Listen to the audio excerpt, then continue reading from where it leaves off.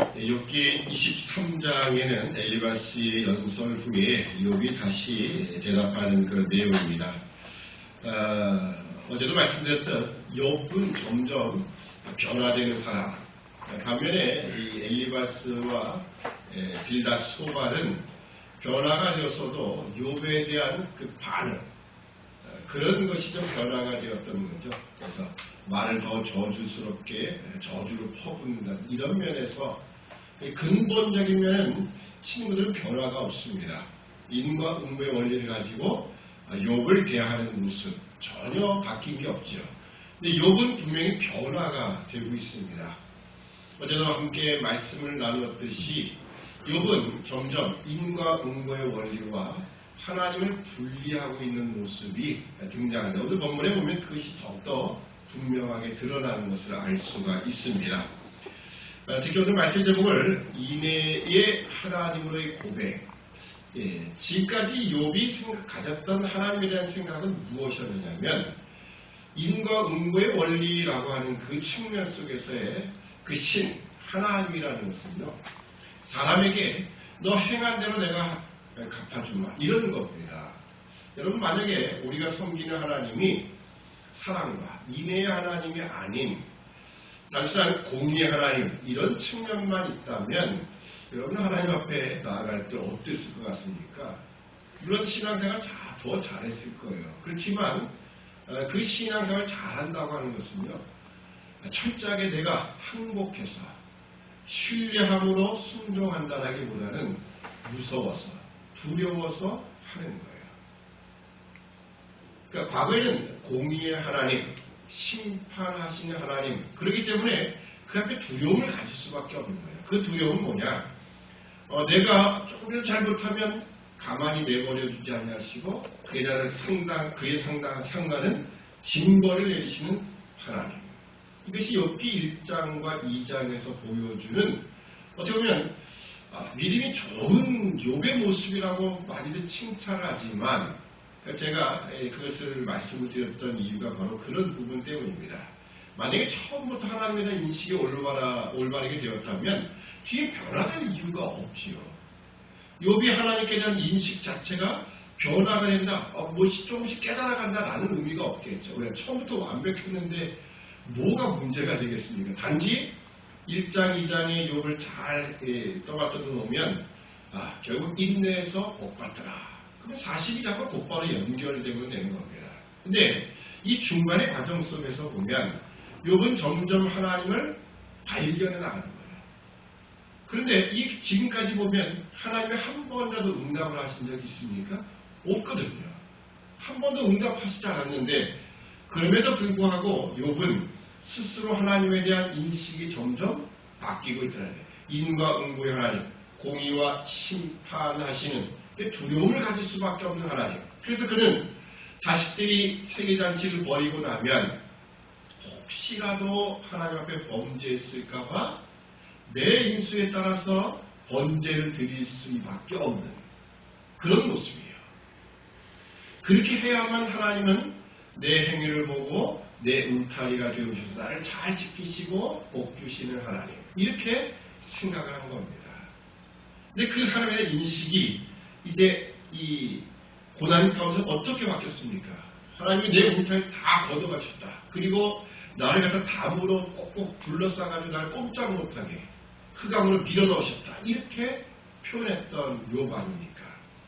자기의 생일을 저주하고 자기의 태어난 날을 멸망의 날, 아니 창조도 거꾸로 역행했으면 좋겠다. 하나님은 태초에 빛이 있으라, 어두운 건 빛이 있으라 하셨건만 어둠이 있어라 라고 이렇게 묘사했던 욥이었습니다. 그 욥이 이런 말도 있었죠. 법정에서 하나님과 지금 나는 한번 좀 누가 잘못됐는 건지 한번 따져보고 싶다. 그런데 그래봤자 나는 할 말도 없을 거다. 왜냐하면 하나님이 1000마디 하는데 나는 한마디 대답하지 못할 것이다. 왜냐하면 하나님은 무한한 창조주의 지혜를 갖고 계시고 자기는 그냥 피조물의 인간일 뿐이라는 거예요. 그리고 어떻게 하나님 1000마디 할 동안 나는 한마디도 못할 것이다. 그랬는데 오늘 어떻게 변화가 됐나 한번 우리가 보면 됩니다. 자, 오늘 2절부터 보면 내가 오늘도 혹독히 원망하니 받는 재앙이 탄식보다 중함이니라. 맞는 이야기죠. 지금 내가 아무리 탄식을 해봤자 내가 받는 재앙 이거에 비하면은 탄식은 이게 너무나 별거 아닌 것, 그렇게 묘사를 하는 겁니다. 그건 맞는 이야기예요. 왜냐하면 욥과 같은 이런 재앙을 받는 사람이 이 세상에 과연 누가 있겠습니까? 그는 욥이 받는 재앙은 이 세상 그 어떤 사람이 어떤 어려움, 어떤 고난 가운데 있다. 욥과 비교해보면 이거는 세 발의 피인 정도일 겁니다. 그만큼 자신은 내가 이처럼 탄식을 했어도 그 탄식은 내가 받는 재앙, 이 고통보다는 가볍다. 이 재앙이 훨씬 더 무겁다라고 지금 이야기하는 겁니다. 자, 그런데 이제 3절 이하로 보면 7절까지 자신이 탄식하는 이 내용 가운데 어떤 변화가 있었느냐. 물론 여기에 내가 기도한다 이런 표현은 없어요. 그렇지만 분명히 이것을 기도라고 언급할 수 있는 그런 부분 요소가 있습니다. 자, 2절, 3절을 보면 내가 어찌하면 하나님 발견할 곳을 알고. 자, 이제는 하나님 발견할 곳을 어떻게 하면 알겠는가. 어떻게 보면 이것은 하나의 기도라 할 수 있습니다. 그래서 제가 욥이 이 말하는 가운데 5가지 기도 내용이 있다라고 말씀드리는 겁니다. 이제 하나님 어떻게 좀 만나봤으면 좋겠다. 과거에는 천상 저 높은 곳에 계셔서, 그렇죠? 어떻게 보면 이 세상, 욥이 표현한 대로 보면 이 세상 저 밑에는 구름에 가려서 보이지 않는 그 높은 곳에 계시는 하나님. 근데 이제 내가 하나님 발견할 곳을 내가 정말 찾고 싶다.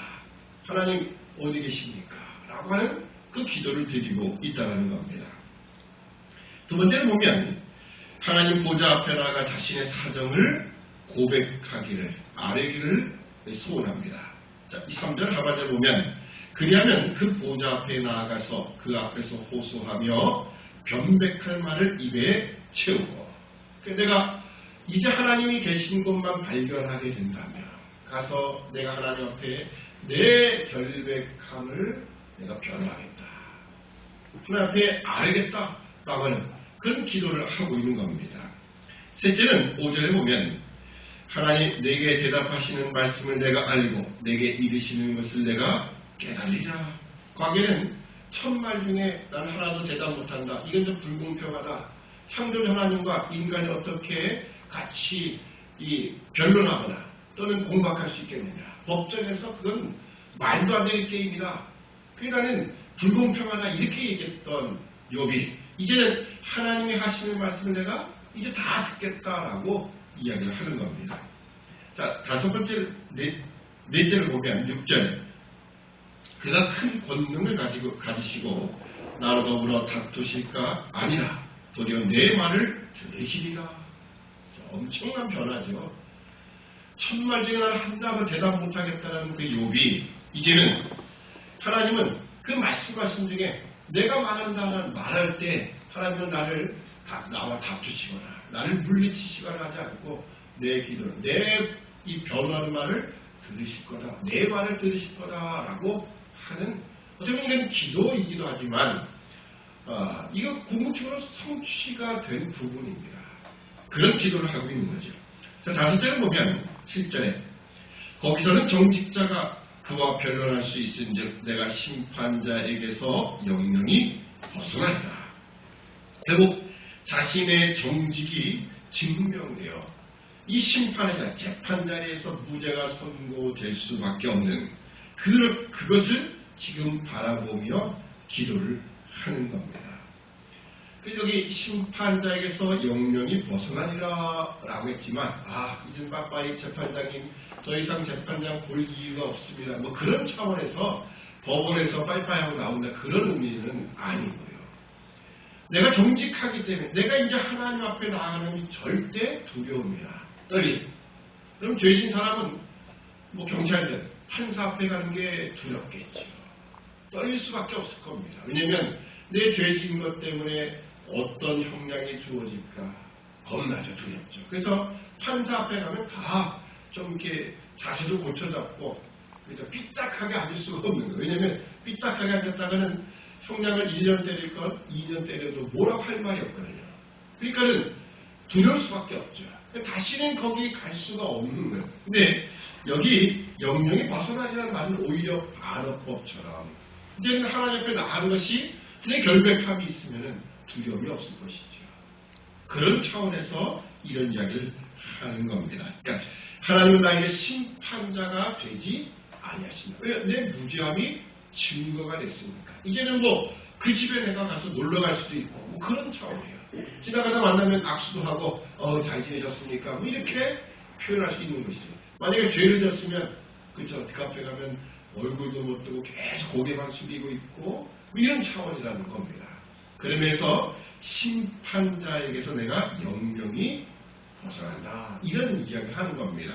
이제는 뭐 하나님 더 이상 볼 일 없습니다. 빠이빠이 이런 차원이 아니라 결코 죄로 인한 그 두려움을 가지지 않는다라는 그 이야기를 하는 겁니다. 결국 이 5가지 기도는 사실 궁극적으로 다 성취가 됩니다. 하나님을 보았고요. 하나님이 실제로 욥의 말에 대한 물론 하나님이 말씀하시죠. 그렇지만 하나님이 이 욥의 무죄함을 선고하시지 않습니까? 그런 면에서 이 기도는 다 응답이 되었다라고 우리가 확신하는 겁니다. 자, 그러면 이제 욥은 이 고통을 체험한 후에 하나님에 대한 이해가 전적으로 달라졌다라는 것.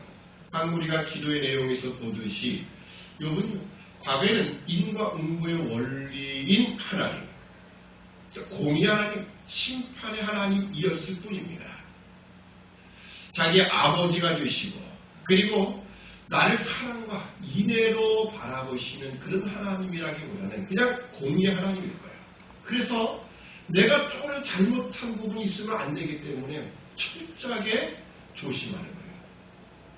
혹시라도 지었을 내가 모르는 상태에 지었을 죄가 있을까봐 번제를 드립니다. 아마 욥이 자기 자식을 위하여 그 생일잔치 때마다 잔치 벌인 후에 이 번제를 드렸다고 했지만 그런 면에서 자기 자신을 위해서는 얼마나 번제를 드렸을까요? 뭐 어차피 소유가 많으니까 뭐 매일 드렸다라고 해도 과언이 아닐 겁니다. 왜요? 혹시라도 범죄했으면 하나님은 무서움으로, 두려움으로, 공포로 공의 하나님이기 때문에 나를 심판하실 거다라는 거예요. 이 모든 것을 다 걷어가면 어떻게 될까? 무섭다 이거죠. 그래서 하나님 앞에 그런 모습으로 나가는데 이제는 이 하나님이 내 말을 들으시는 하나님. 어떻게 보면 나의 무지함을 이제 선고하실 하나님이라. 이 하나님은 그의 입장 자체가 인식 자체가 완전히 바뀌어 있다는 거예요. 이 친구들은 변함이 없죠. 인과응보의 원리 속에 갇혀서 하나님도 인과응보 원리 절대 벗어날 수 없다. 네가 받은 재앙을 보니 너는 엄청난 죄를 지은 거야. 그러니 너 빨리 하나님 앞에 가서 너 잘못했다고 빌어라. 그것만이 네가 살 길이다. 이것이 욥의 친구들의 처음부터 끝까지 주장하는 내용이에요. 조금 거기에 강도가 조금씩 바뀐 것뿐이지 그 입장에는 변함이 없습니다. 그러나 고통 후에 욥에게는 이 하나님에 대한 인식 자체가 완전히 바뀌게 되는 거죠.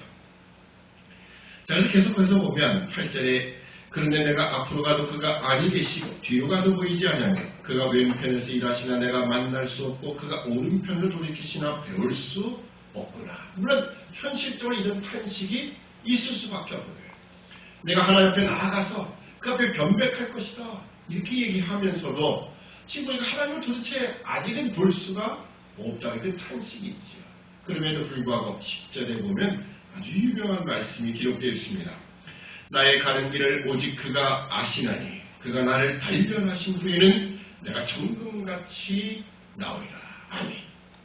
여러분, 과거 빌다시안 이 성구가 하나 있었지요. 그 성구 내용이 뭐냐면 내 시작은 미약하였으나 내 나중은 심히 차분하리라. 여러분, 여러분이 성구를 갖다가 써서 붙여놓으려면 그것보다는 이걸 써붙이면 훨씬 더 좋은 겁니다. 나의 가는 길을 오직 그가 아시나니 그가 나를 단련하신 후에는 내가 정금같이 나오리라. 이건요, 욥이 지금까지 그 고통 가운데서 그리고 친구들과의 그 위로자가 아닌 재판자로서 서 있는 그 친구들 앞에서 사실 내가 당하는 고통보다 친구들이 하는 말이 더 나를 힘들게 만드는 거예요. 그런 가운데서 그가 조금씩 변화되면서 하나님에 대한 인식이 바뀌면서 드디어 내가 가는 길을 그가 아시나니 그가 나를 단련하신 후에는 내가 정금같이 분명히 나오게 될 것이다.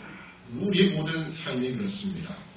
우리는 하나님의 주권 안에 있으며 내게 일어난 모든 일들은 하나님의 계획과 뜻에서 어긋나거나 또는 우연히 닥쳐질 일은 없다라는 겁니다.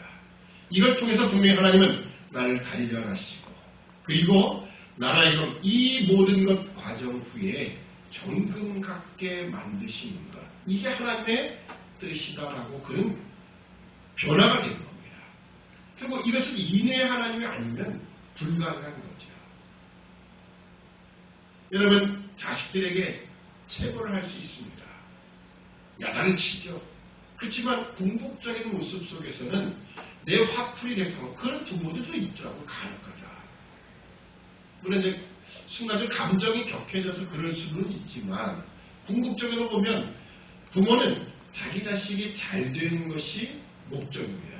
인격적으로 사회에서 정말 사회에 인정받는 그런 인격자로 성장되는 것. 그래서 사실은 최고라는 건 아닙니까? 그 중에 아이가 좀 크다 보면 공부라는 것 때문에 그렇게 되는데 그런 공부에 대한 인식이 조금 달라져야 되는 건 틀림없습니다. 공부가 왜 필요할까? 라고 하는 것. 결국 공부는요, 머리 똑똑한 사람을 골라내기 위한 것이 아니라 엉덩이가 묵직해가지고 엉덩이를 비벼낼 수 있는 사람. 그래야 결국 후에 보면 그가 쉽게 어떤 직장에서 그냥 그가 이래도 더 이상 못 느껴서 툭 떨어져요. 여러분 사회가 그렇게 되면 어떻게 되겠습니까? 물론 공부 잘하는 사람만이 그런 건 아니에요. 그렇지만 그건 하나의 과정이라 보는 거죠. 그런 것처럼 오늘 이 모든 시련 속에서 욥은 오직 내가 가는 길을 오직 그가 아시나니 그가 나를 단련하신 후에는 내가 정금같이 나오다. 이것이 욥이 바뀐 모습이에요. 오늘 우리도 이런 신앙의 자리에 늘 서 있어야 됩니다. 어떻게 보면 욥은 이것을 몸으로 깨달아가는 과정이에요. 우리는 이것을 글로 이미 겪었던 사람의 모습을 우리는 글로 또 설교를 통해서 듣고 있지만 욥은 이것을 체득하는 사람입니다. 그게 얼마나 고난도 많았겠고 그 고난 속에서 이 깨달은 것이 얼마나 가치가 있겠느냐. 오늘 하나님은 그것이 경중을 따지면 상당히 다 사람마다 차이가 있지만 제가 지난번에 말씀드렸듯이 고난이라는 것은요 아무리 적게 보여도 당하는 그 사람 입장에서는 클 수밖에 없는 거예요. 내가 당하는 고난이 객관적으로 욥과 비교해서 작다 할지 몰라도 여러분이 겪는 그 고난의 아픔, 그 중함은요 욥과 똑같을 것입니다. 그런데 그 모든 과정을 통해서 하나님은 결국 우리를 정금 같게 하신다. 우리는 이것을 늘 고백하는 신앙이 되어야 됩니다. 단순한 물질의 형통이 아니에요. 욥이 잘 견뎌내고 인내했더니 마지막에 2배의 복을 받지 않았느냐. 그 복을 물질로만 보는 사람은 욥기 1장과 2장 그리고 42장만 있을 뿐이에요. 우리는 이 모든 성경이 다 있습니다. 어떻게 보면 더 중요한 내용들이죠. 욥이 과연 이 고난 속에서 친구들과 논쟁 속에서 그가 가졌던 하나님에 대한 생각이 어떻게 바뀌어 가고 있느냐. 여러분도 이런 하나님으로 우리가 조금씩 우리 인생의 과정 속에서 때로는 고난을 통해서 우리는 깨달아 알아야 돼요.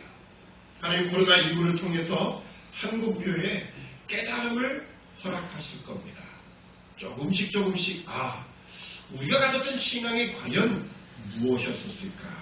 우리는 과연 하나님을 섬긴다고 그 이름을 부르지만 하나님을 온전히 알았는가라고 비교해보면 우리는 너무나 몰랐다는 거죠. 그러니까 하나님 코로나19 빨리 좀 없애주십시오. 빨리 물러가게 해주십시오. 하나님은 코로나19를 일부러 보내셨는데 일부러 보내셔서 너 좀 깨달아라 라고 했는데 우리는 오히려 하나님 빨리 이걸 끝내달라고 하고 있으니 아직 우리가 깨닫지도 못하고 아직 변화되지도 않은 상태에서 또 우리가 충분히 이 하나님께서 이 코로나19를 통해서 무엇을 요구하시는지 그 하나님이 어떤 분이신가를 우리가 알되 오늘 욕과 같이 나의 가는 길을 오직 그가 아시나니 그가 나를 달려가신 후에는 내가 정금같이 나오겠다.